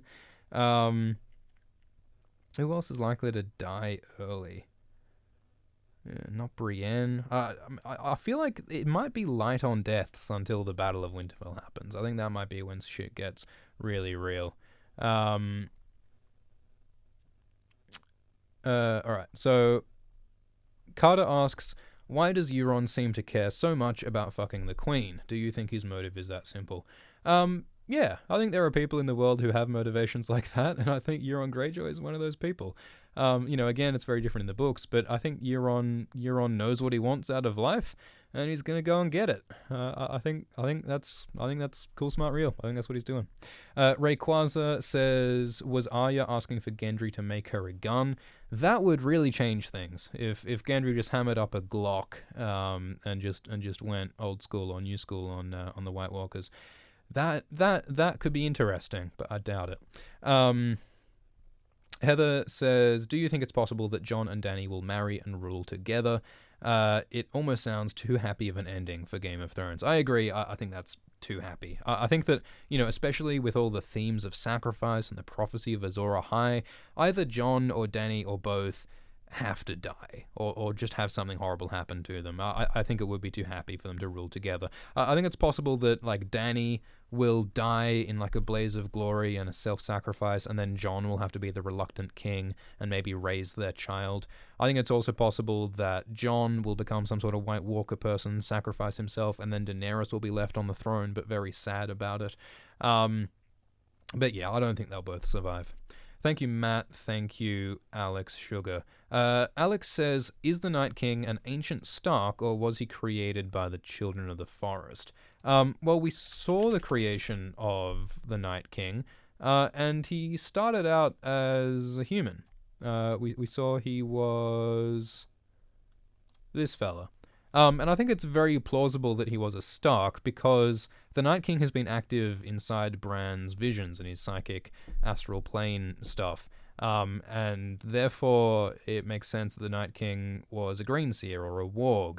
And we know that the Starks have that blood, and we also know that the Starks were involved in the original War for the Dawn, because, they founded Winterfell, and the last hero was apparently a Stark, according to one of the features. So, I think it makes sense that the Night King was a Stark and was a human who was turned into the Night King by the Children of the Forest. And the fact that the Night King is family to the Starks, I think, could be very important. And we've made a video about that called Ancient Stark Secrets that you can go check out at your leisure. Aiden says, does Nissa stabbing equal her turning into a White Walker? Yeah, so, it is very interesting, isn't it? That one of those prophetic, symbolic things that keeps getting repeated is the idea of someone stabbing someone as a sacrifice, as this ritualistic stabbing, which is sort of like sex and sort of like murder and sort of all these different things. But the fact that this is what created the White Walkers, apparently, we could have a recreation of this dragonglass stabbing White Walker stuff with Daenerys and Jon. I think this is actually how this is what I want to happen. To be honest, I would like Daenerys to stab Jon with dragonglass, just like the Night King was stabbed, and just like Benjen Stark was stabbed. So remember that Benjen Stark came back for a hot minute. And he was like, yo, I'm sort of a White Walker now. I'm half White Walker, and the reason for that is that I got stabbed in the heart with dragonglass. I think that it would be cool if Daenerys stabbed Jon with dragonglass, turned him into a White Walker person, and the reason that they do that is that the only way to make peace with the Walkers is to make some sort of alliance, some kind of marriage, some kind of peace deal, some kind of pact, and the way to do that is to make Jon into a new Night's King, and to make Jon go off into the north as a part White Walker person, and fulfill some kind of duty, some kind of marriage, some kind of agreement. I think Jon will end up like that, or at least I think that would be cool, because that would not only, it would echo Cold Hands and Jon's sense of sacrifice and duty, and it would also fulfill the whole Nissa thing, the whole Azor Ahai stabbing his love thing, except in like a gender-swapped way, so it feels a little bit subversive and different and surprising. I think that would be a really cool ending. I don't know if it'll happen. I don't know if there's enough evidence for it, but I think that would be really cool. Thank you, Adam, Kerido, Austin, She-Wolf. Thank you, Canon. Thank you, Neurostays. Neurostays says, why are you so keen on Arya dying? So something that the books emphasize a bunch more is the sense that Arya is deeply damaged. I mean, she hasn't yet had that sort of return to Westeros, and maybe she recovers, but in the books there's this idea that Arya is sort of too far gone. She's like too deep in like the death and the blood, and she can't quite come back to her family. And we've got this video about Arya, an older video that you can watch on Alt Shift X, that talks about the idea that Arya might die, and then her soul will warg into a direwolf Nymeria, and in the body of Nymeria she will get the pack and the love and the freedom and the hunt that she always wanted, and it'll be like sort of a really tragic, bittersweet realization of everything she's wanted in the most painful way possible. And I don't think that'll happen in the show because Arya isn't a warg in the show apparently. But I still think it supports the idea that Arya has some sort of tragic ending. And an alternative is that Arya sails off into the sunset to quote unquote see what's west of Westeros, go to the Undying Lands. But I don't know. Yeah, maybe Arya will survive. I just think that like it can't be as easy as Arya's just like, oh yeah, I feel cool now. I can be friends. I'll just be the guard to Sansa. I feel like we need to resolve her whole sort of character journey, which has been very much about alienation, isolation, loss of identity, loss of personhood, loss of mercy. Like I just don't think they've resolved that stuff yet. Not enough for her to like have a happy ending. So maybe they will this season, but I think it's more likely that she'll have a tragic ending. Thank you, Martin. Thank you, Pooty Pooty. Yeah, we sort of just addressed that, Pooty. Just in Time says, how will Dany react to Jon being heir? I do not think Dany will be comfortable with Jon having a better claim to the throne than her, since Daenerys' whole identity and purpose is built around her claim on the throne.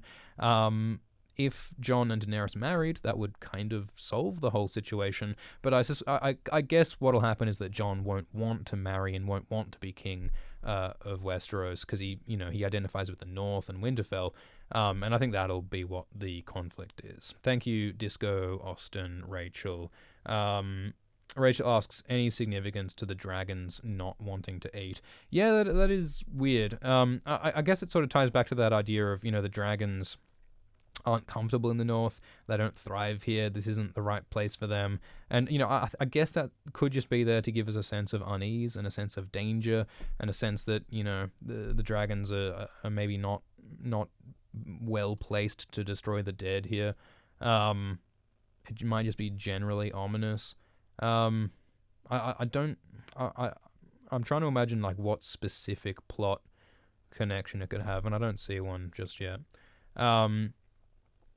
Christopher asks, do you think Bronn could kill Tyrion and Jaime? Yeah, I don't think so. I think that Tyrion and Jaime will have more dramatic deaths with other people. Thank you, Keith. Thank you, Dyrell. Perhaps the walkers keep leaving the spiral as their way of trying to say how to stop them.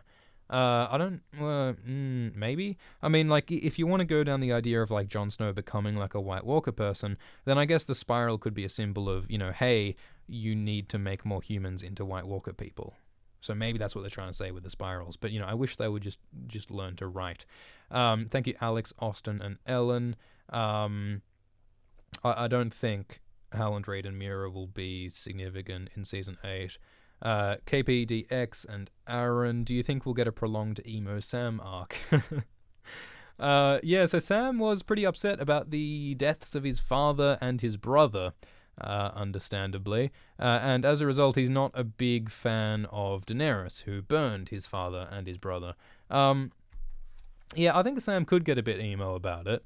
And it's certainly not won Daenerys any friends. But I don't expect Sam to be a big political player. I mean, I guess Sam could be a voice in Jon's ear saying like, hey, it's really fucked up what you did. And Sam kind of does that in the crypts. He says, yo, like, it's super not cool that Daenerys did these things. And I think the purpose of that is just to make Jon, doubt himself more and doubt his relationship with Daenerys and just create that, conflict and the tension that's going to be running through this season. Justin Time says, how likely that Jaime kills Cersei? I think it's very likely. That's certainly what the books suggest. But maybe they'll surprise us. Maybe it'll be like Arya wearing Jaime's face that kills Cersei or something. Or like a dragon killing Cersei, the Night King, whatever. Even Man says, are the live streams replacing the episode recaps? No, they are not. We will be doing the weekly episode breakdown analysis videos as well as these weekly live streams. And yeah, reminder, so we will be doing these live streams every week right after Game of Thrones. So yeah, make sure you're subscribed and all of that. And while we've been self-promotional, don't you forget that we have exciting new Alt Shift X merch. You would look great in this t-shirt. You would look great with this pin. Just think of the fashion possibilities. You could buy 3 shirts and wear 3 layers of them to be triple warm. You could be quadruple warm. You could buy these shirts for everyone you know and stand in a line and it'll say X, X, X, X, X, X, X, and it would spell... all right, that's enough promotion. But buy some shirts. It's exciting.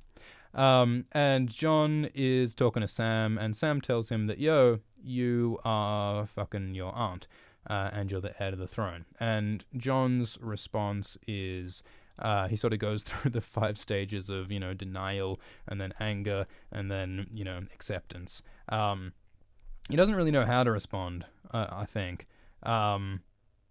He's speechless. I think that Jon won't want to be king. I think that Jon will still identify with Ned Stark, the man who raised him. I think that Jon won't feel all that connected to Rhaegar Targaryen because he doesn't know Rhaegar Targaryen, and we barely know Rhaegar Targaryen. And I think it basically serves to just complicate his relationship with Daenerys and with the North. Austin Beaton says, could Jaime kill the Night's King? He is known as the Kingslayer. That would be cool indeed. So yeah, you can also donate through like Streamlabs directly instead of via Super Chat on YouTube, and that's like way better because it means that YouTube doesn't take like fucking half of the amount. But I need to just check if there have been any donations. And I don't think I have been. It doesn't matter.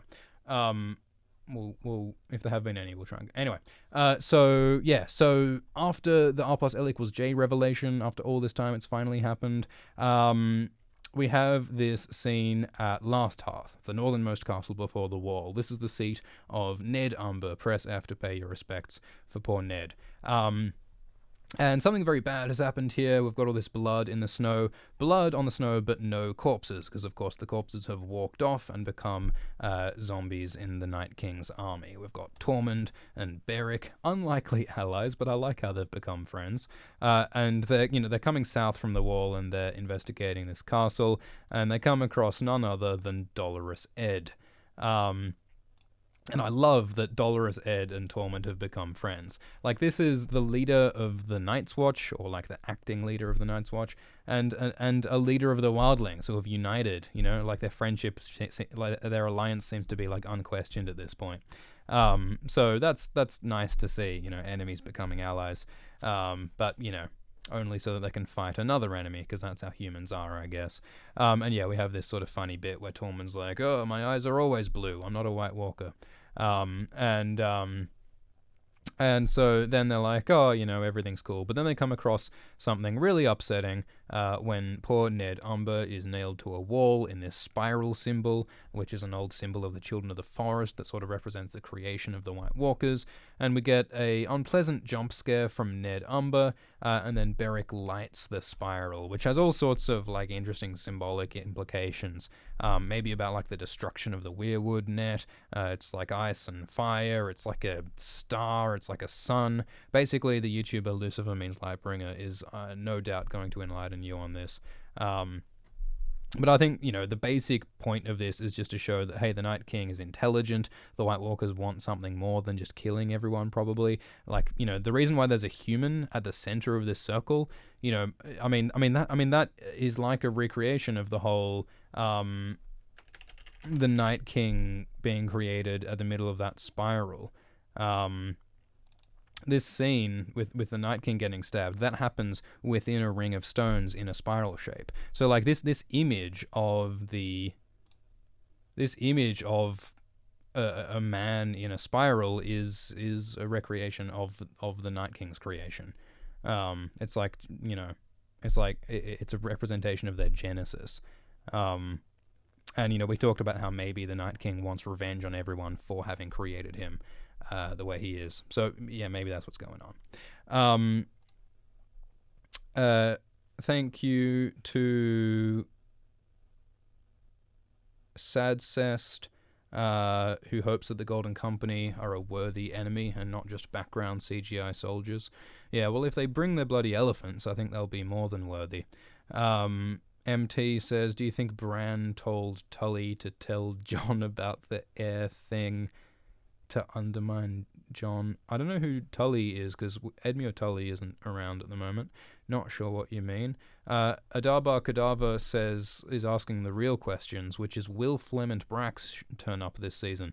I sincerely hope that Flemont Brax will make an appearance this season. Flemont Brax is, of course, the Knight of the Unicorn Helm, who wears a great purple unicorn horn on his head, to symbolize his steadfast commitment to the noble unicorn. So we can live in hope. David suggests that maybe Jon will keep his parentage a secret for the good of the realm. Yeah, well, that might be a legit strategy, but I doubt it will last long. We've seen shots in the trailer of Daenerys looking very upset, as though she'd just found out that she was banging her nephew. I think Daenerys has to find out the truth sooner rather than later. But yeah, I imagine there will be a period of Jon, not wanting to tell her for a while. But, Jon's whole thing is that he's super honest, and he, like Jon refused to lie to Cersei before. I don't think he's going to be able to withhold that information from his girlfriend. Thank you, Matt. Thank you, AG Vlogs. Yeah, Jamie looked pretty perturbed when he saw Bran, the boy who he had crippled, looking right back at him. Do you think Jamie had thought about Bran or felt guilty about Bran all this time? Because I don't he was very blasé about it in season 2 with Catelyn, and I don't recall him ever mentioning Bran since. I wonder if, it's sort of a, oh wait, I did defenestrate a child a while ago. That sure was fucked up of me. This is very much a moment of, Jaime's past coming back to hit him in the face. So certainly a big moment for his character. I wonder if he'll try and get forgiveness out of Bran. I'd be surprised if Bran offers forgiveness, because, Bran's been so detached. But again, maybe this will be a step towards Bran becoming more human. SGW says, do you think Stannis will return riding an elephant? I would bet my life on it. Thank you, Ben. Thank you, Jerome.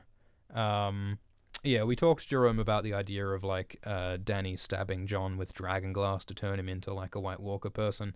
I think that makes a lot of sense. I think that would be cool. I don't know if they'll do it, but I think it would be cool. Thank you, Michael. Thank you, Dank Pinky. If Cersei's child is Jaime's, could she die in childbirth, fulfilling the prophecy of Jaime killing her through their child?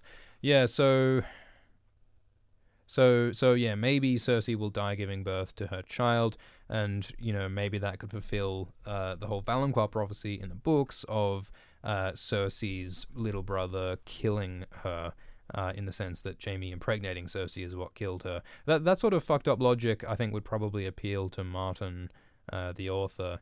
But again, I'm not sure if there is enough time in the series for like Cersei to carry a baby to term. Like, is there going to be 9 months between season 8? I kind of doubt it. All right, so we've gone through most of the episode. We've answered a bunch of questions. I think we'll wrap this up shortly. If you've got any burning last-minute questions, chuck them in the chat, and we'll try and get a few more. But otherwise, yeah, that was Game of Thrones Season 8, Episode 1. I wish we knew what the title of the episode was. I don't know why it doesn't say anywhere what the title is. But yeah, we'll get the explainer video out soon.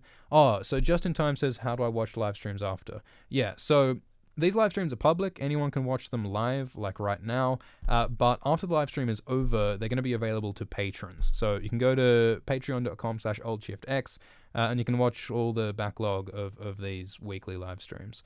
We do also do like these monthly live streams, which are different. But the point is that if you give $1 a month, you can see all these weekly live streams whenever you want.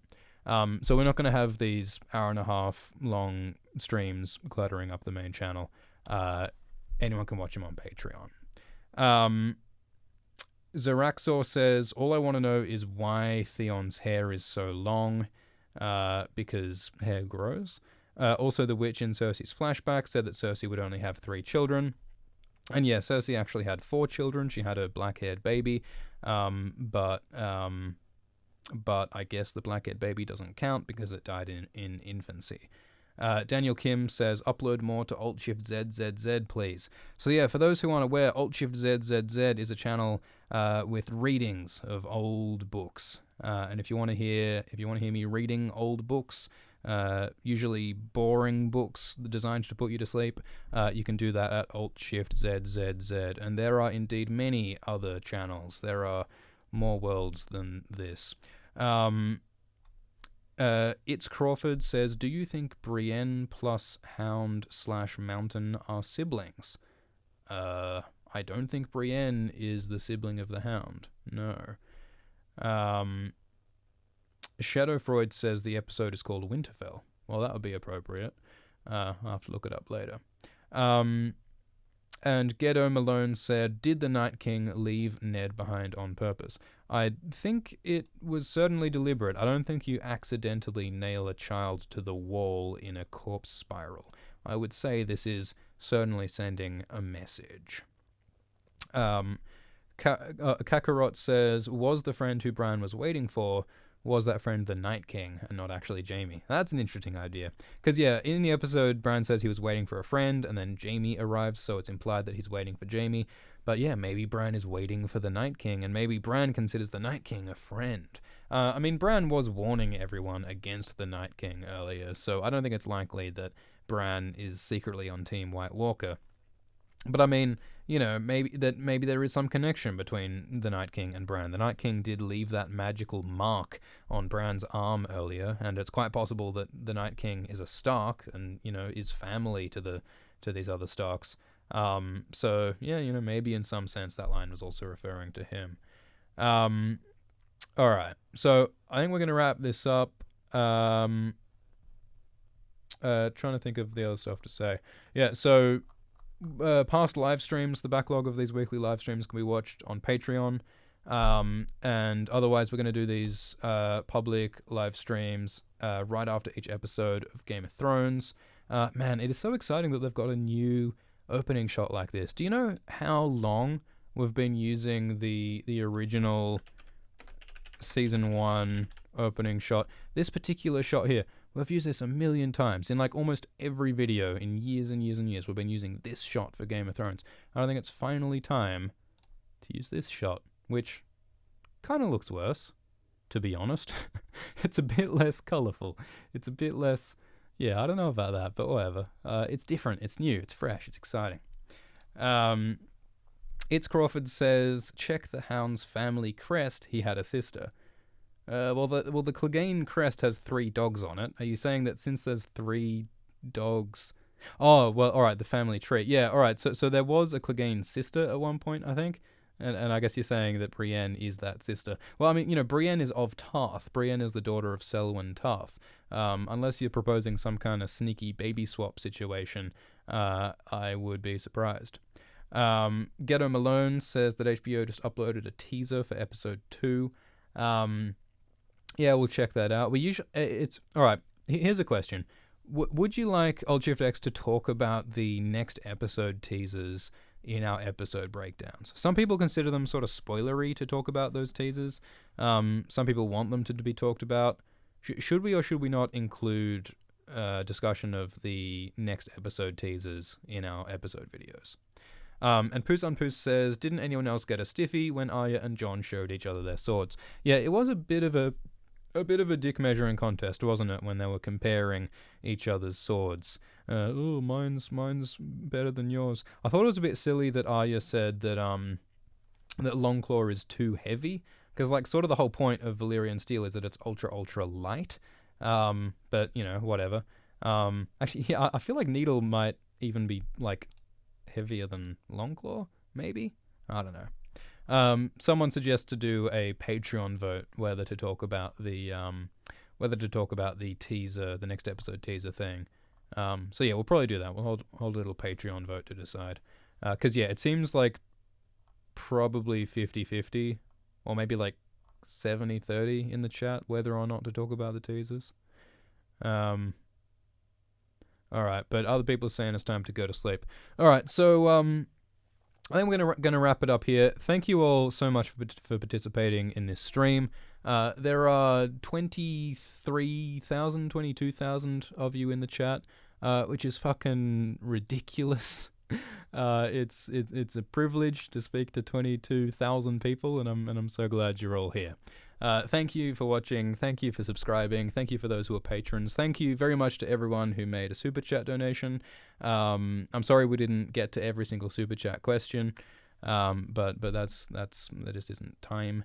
So yeah, thank you all, and we'll get to work on this episode video. Again, we'll be doing weekly episode analysis videos as well as the weekly live streams. And again, you can get yourself a sexy Alt Shift X t-shirt. The X is for sexy. You can get pins. That's at standardtv.altshiftx. And patrons can watch these live streams after broadcast at patreon.com/altshiftx. And please subscribe if you haven't already, because we're getting real close to 1 million subscribers, and it will be very exciting to hit 1 million. All right. Thank you, Jade. Thank you, Paul. We're going to wrap it up. Cheers. Have a good one. And let's get keen for the next episode of Game of Thrones. It is the beginning of the end. Thank you for watching.